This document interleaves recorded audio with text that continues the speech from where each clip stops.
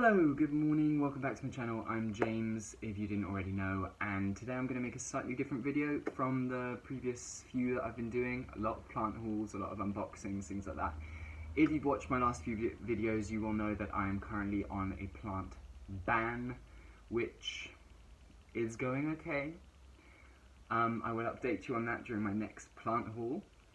So it's going okay. Maybe a couple of little lapses here and there, but it's fine.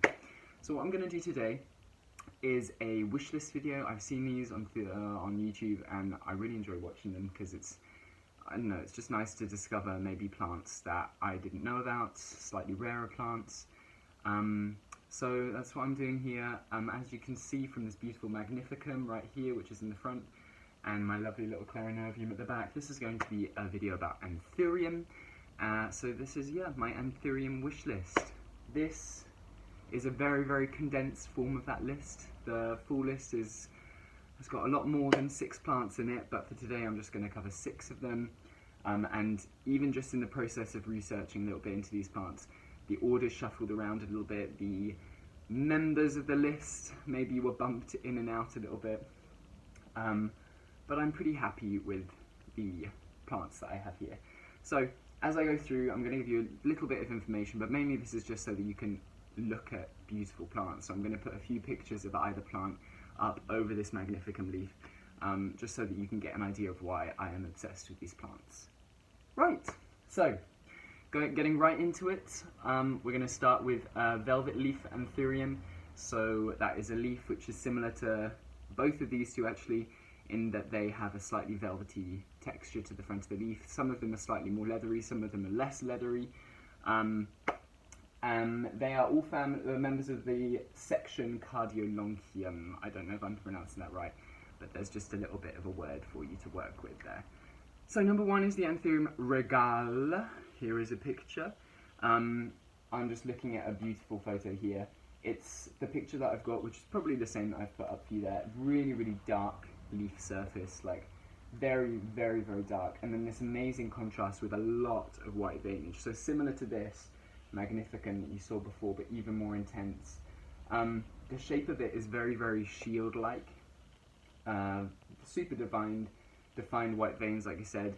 It's coriaceous, which means that it's very leathery to the touch when it's fully hardened. Obviously, when they first emerge, they're usually quite soft. So this leaf, for example, the Magnificum that you saw before, it's not fully grown yet, it's not fully emerged, so if I touch the leaf, it's still very, very thin and soft and easily damaged.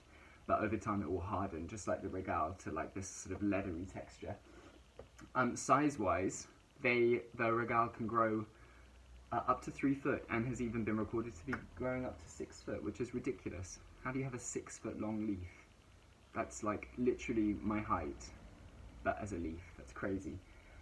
So this is like pretty much number 1 on my list. I've been looking out for it for a long time. Very, very difficult to get hold of. It's native to Peru, and it's not very available in Europe at the moment. So hopefully, with time, that will change. We will see. Before we go any further, I just wanted to say that a lot of these plants are maybe not the most realistic plants to have on a wish list. I don't know how available they'll become in the UK where I'm based. And equally, I don't know how they will deal with the climate here, because although I can control stuff to a certain extent in my plant room, there's still a long winter period where there's less light and it's far colder.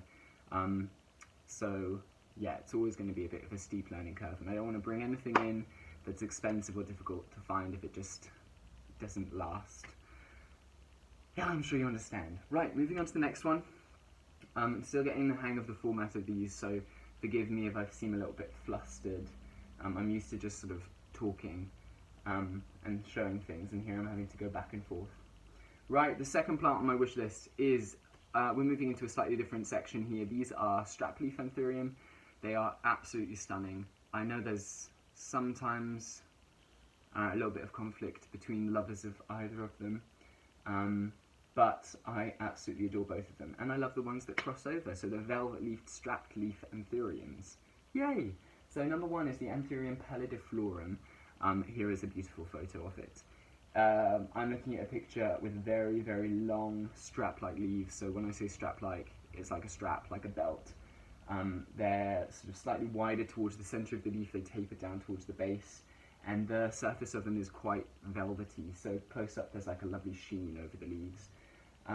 I love these. I'm not sure, this is the same with the next plant in the list, I'm not sure where I would grow one in my own space, because obviously I'd want to have enough space to hang them and allow the leaves to get long, but then again, they probably wouldn't get as long as they could in my space because of light, temperature, etc. So it might be more manageable than I expect.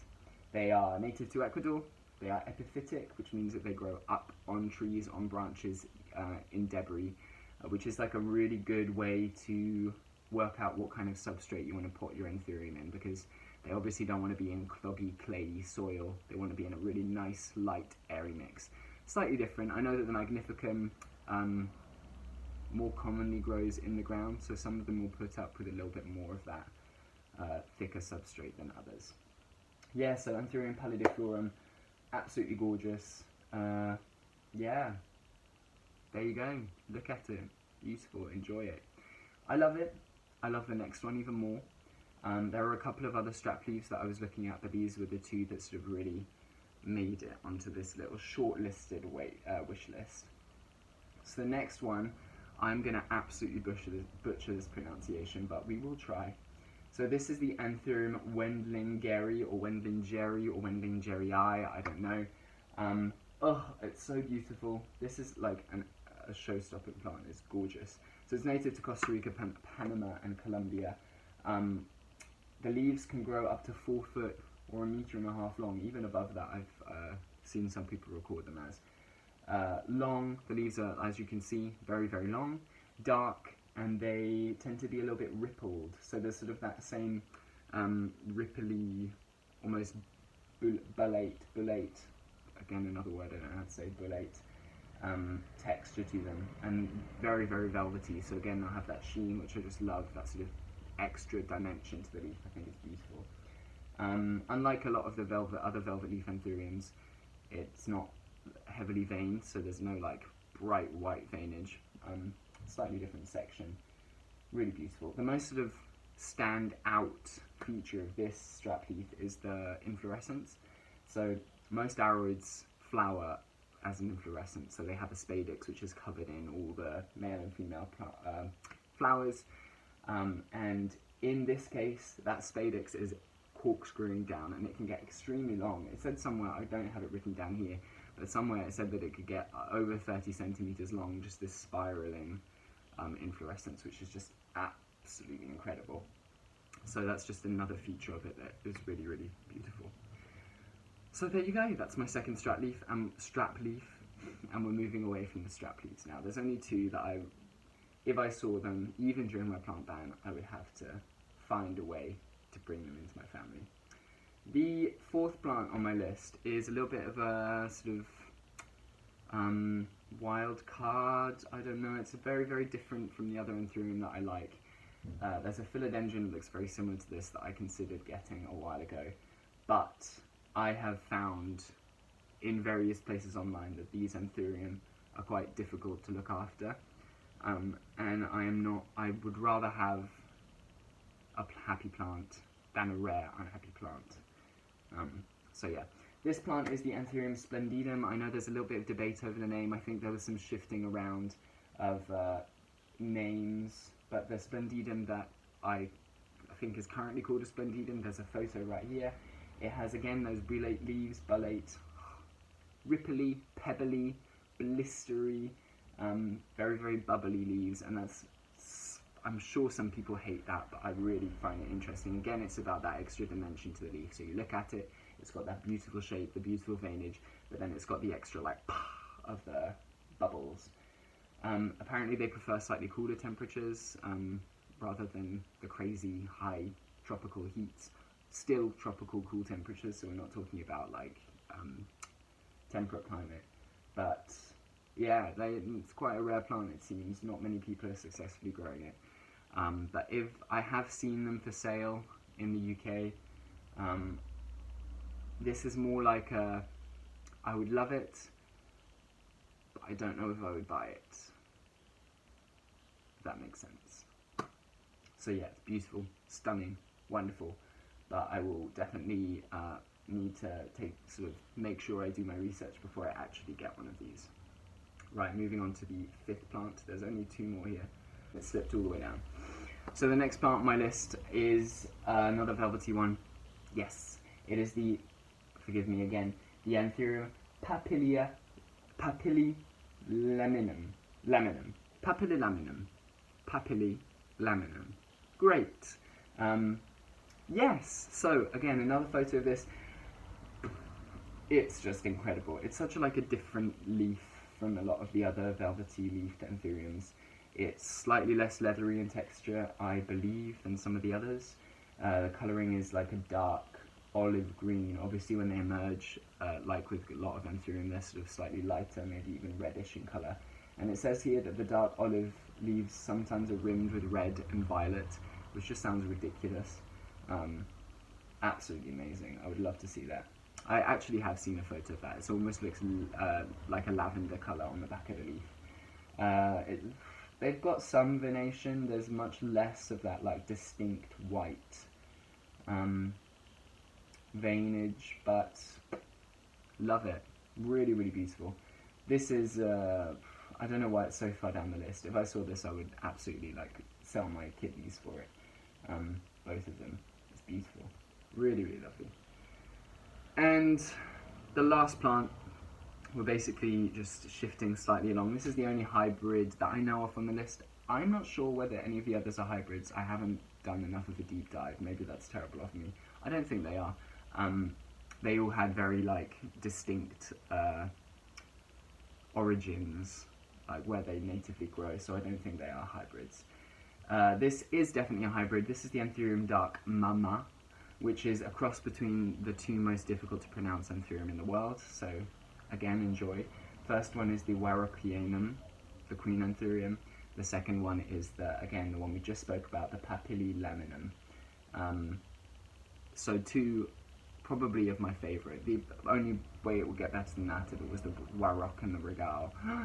Oh, I have not seen that one. I'm sure it exists.